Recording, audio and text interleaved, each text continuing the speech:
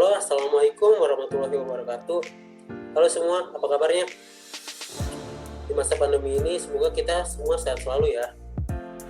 Di sini saya mau sedikit menjelaskan tentang apa itu inflasi. Sebelum masuk pembahasan, kalian tahu ini?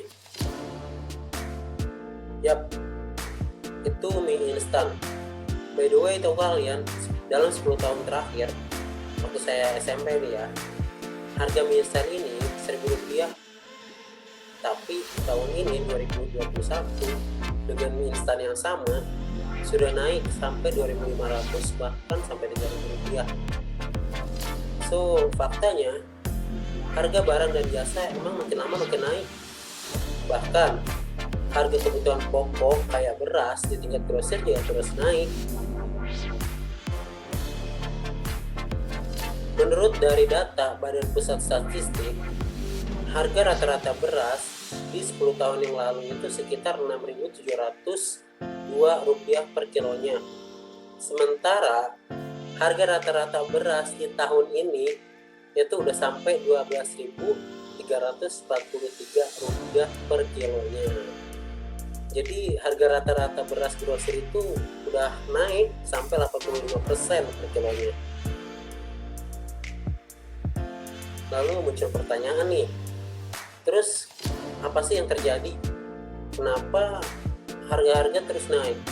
Kenapa sih enggak tuh harga tetap sama aja dari dulu sampai sekarang? Sebelum kita lanjut ke pembahasan, lebih baik saya memperkenalkan diri saya terlebih dahulu. Oke, hai, perkenalkan nama saya Salman Al-Farisi. Saya mahasiswa dari STIIG Business School Bogor, Manajemen Bisnis, Angkatan 2019. Dalam video singkat ini, saya akan menjelaskan kenapa sih nilai uang kita terus turun dan kenapa barang dan jasa itu terus mengalami kenaikan yang mempengaruhi rantai ekonomi. Jadi kayak gini, dalam ekonomi, fenomena ini sering diartikan sebagai inflasi. Teman-teman sebagian pasti udah tahu lah apa itu inflasi. Tapi untuk teman-teman yang belum mengetahui apa itu inflasi, saya akan menjelaskan apa itu inflasi. Jadi, inflasi adalah fenomena kenaikan harga barang dan jasa secara gradual atau bertahap yang terjadi secara terus-menerus. Jadi, fenomena ini terjadi karena ada perubahan di beberapa komponen dalam perputaran roda ekonomi. Selain berkaitan dengan kenaikan harga, inflasi itu juga bisa diartikan sebagai penurunan dari nilai uang yang kita punya. Simpelnya, secara nggak sadar, uang kita itu terus menyusut. Contohnya, gini, barang atau jasa yang kita beli dengan uang 100.000 di 10 tahun yang lalu itu nggak bakal sama dengan apa yang kita bisa dapatkan dengan jumlah yang sama di tahun 2021. Oh iya, inflasi itu biasanya diimbangi dengan kenaikan upah. Jadi ketika ada inflasi, gaji juga akan naik.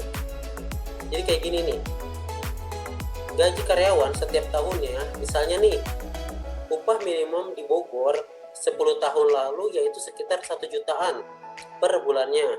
Dan sekarang di tahun 2021 di masa pandemi ini, untuk kota Bogor itu sekitar 4 juta.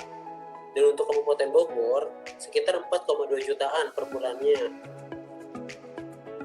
Jadi seperti itu gambarannya. Jadi inflasi itu diiringi dengan kenaikan gaji. Jadi kalau teman-teman nih gajian dan setiap tahunnya itu naik, itu bukan karena emang perusahaan itu berkembang, tapi karena perusahaan tersebut mengalami inflasi. Jadi seperti itu gambarannya. Tapi banyak orang yang salah mengartikan bahwa kenaikan harga barang di setiap tahunnya itu adalah cerminan dari ekonomi yang buruk. Padahal nggak, sebetulnya kayak gitu.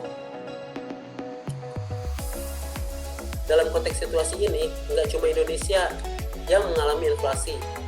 Fenomena inflasi itu wajar dan umum terjadi bahkan di negara-negara yang dianggap paling maju sekalipun. dari segi ekonominya. Misalnya nih, Amerika, Belanda, China, dan negara maju lainnya seperti Jerman, Jepang, dan Singapura. Negara-negara tersebut juga mengalami inflasi. Di Indonesia sendiri, lembaga-lembaga yang mendata dan memonitor pergerakan harga barang dan jasa setiap bulannya yaitu lembaga Badan Pusat Statistik atau BPS. Nah, jadi BPS itu lembaga yang memonitoring itu banyak, bukan cuma dari inflasi juga. Contohnya itu dari ekspor impor, sensus penduduk, sensus ekonomi, pendidikan, kesehatan, tenaga kerja, upah buruh yang seperti tadi apa saya jelaskan, transportasi, bahan bakar itu contohnya kenaikan BBM. Itu kenapa BBM naik ya, karena pengaruh dari inflasi juga, dan industri mikro dan kecil. Nah, untuk inflasi ini nanti BPS juga akan mengolah datanya sampai dapat berapa sih angka inflasi Indonesia kita nih di Indonesia untuk jadi gini nih, saya akan ulang ya. Untuk inflasi ini nanti BPS juga akan mengolah datanya sampai didapat berapa sih angka inflasi di Indonesia. Nah, untuk teman-teman mau lihat angka inflasi di Indonesia itu dalam per tahun berapa persen, nah kita bisa lihat di website tersebut, yaitu bps.co.id. Oke, kita lanjut.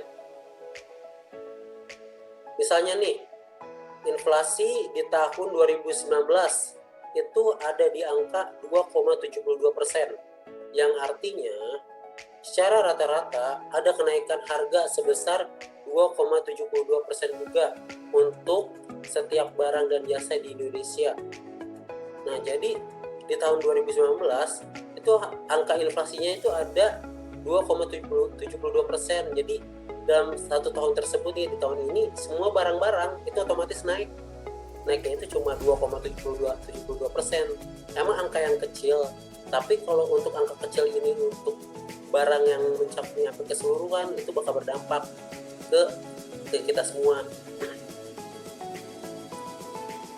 Oke, inflasi atau kenaikan harga itu nggak selalu dipicu oleh kebijakan pemerintah atau lembaga tertentu doang, tapi bisa juga terjadi secara natural yang prosesnya itu dilakukan tanpa sadar oleh kita semua sebagai pelaku ekonomi.